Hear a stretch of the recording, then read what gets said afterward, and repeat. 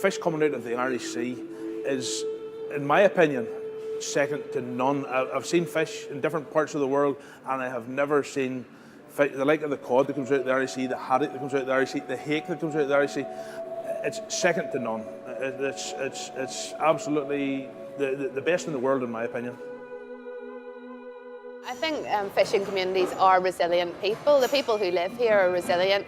They've lived by the sea and they've worked on the sea for generations. Communities like Portavogie here, up to 39% of the population are employed in the industry. So the industry aren't a bolt-on to the community, they're an integral part of the community that are so important for the survival of places like Portavogie, Ardglass and Kilkeel. Yeah, 17, 18 years on my own fishing from here, long time. If it wasn't for putting back the wee ones, there'd be no fishery. 18 years I've been doing that now, and it's been looked after that there wee bit of ground. It's a good bit of ground. I love it because you can be in every night, in your own bed and home with the family.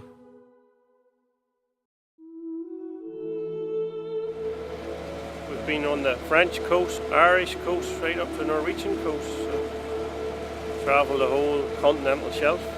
Fish the herring in the summertime, and a little bit of mackerel in the autumn, and then we finish off with mackerel after Christmas. It's a lot more automated than it used to be. Still can be quite physical when things go wrong. That's when sorts the men out from the boys.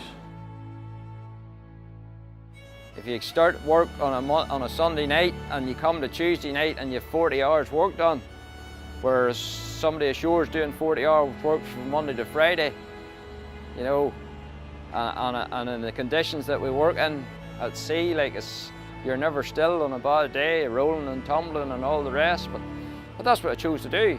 To say, I don't think anything of it. Other people would say, what do you do it for? But to say that there's more salt in my blood than there is blood. There's a mention in the patent rolls of Ireland, going back to the Wars of the Roses, of the importance of the herring fishery here. But this collection here basically is the more recent history for that you were still, in those days, using a drift net to capture herring, which seasonally swam in great numbers off the coast of County Down here. You're down there every day and wind blows you about the harbour and you're fixing it nets and all, but sure, it's great. There's a great camaraderie. It's just a good industry. It's like farmers on the land. They don't always do it because of the money, they do it because they love the land. Well, the fishermen love the sea. The men, I'm too young at sea, I'm at sea now 17, 31 years, and I've still got the same buzz when I was when I was 17. And it's a lovely day today, as you can see. If you've been here yesterday, there was horizontal rain. It wasn't pleasant at all, and usually the unpleasant days outweigh the pleasant days, but that's oyster farming. It was something I had a passion for many years ago, but if you had to license the site, it would take 8 to 10 years.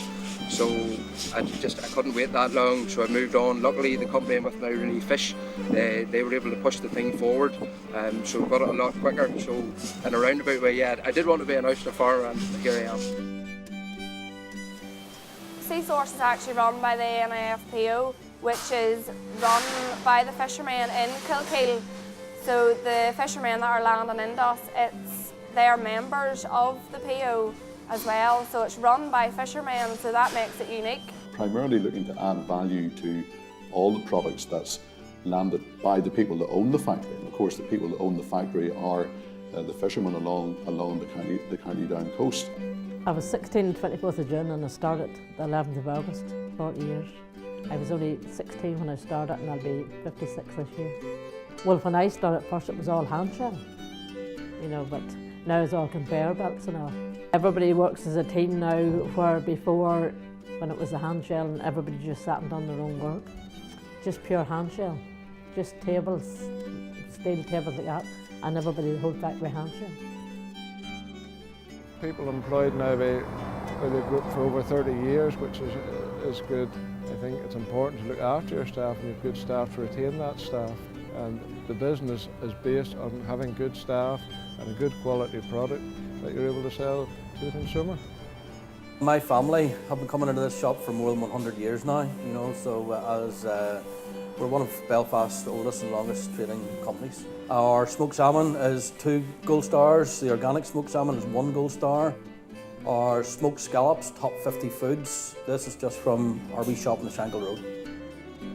We're in the Belfast Cookery School, which is attached to our restaurant, the Mourne Seafood Bar here in Belfast. We've been on this site now for 7 years. We opened the restaurant 7 years ago downstairs, and we've opened this cookery school, and it's been operating now for 2 years. So we would buy direct from the boats in Kilkeel, hake, plaice, cod, haddock.